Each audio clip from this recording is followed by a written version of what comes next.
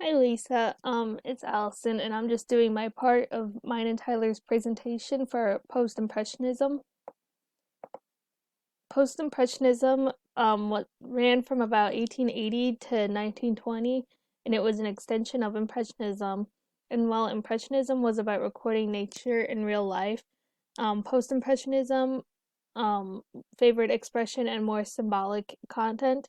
And some of the famous painters during this time were Vincent van Gogh, Paul Cézanne, George Seurat, and Paul Gauguin, just to name a few.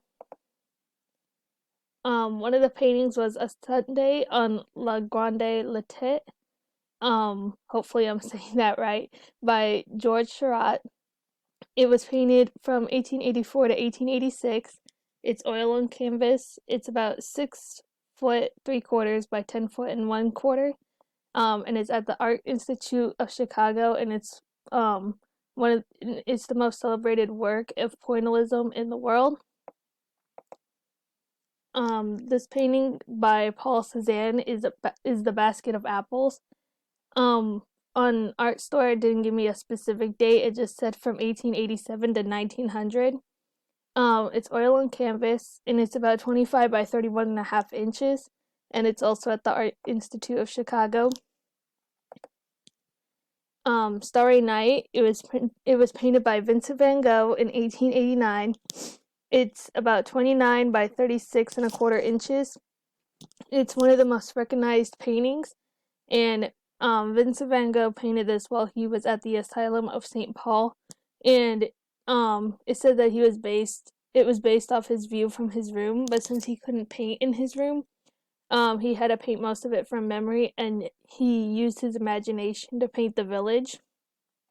He had a lot of mixed feelings about this work because he was working from his imagination, and he actually regarded the Starry Night as a failure because of that.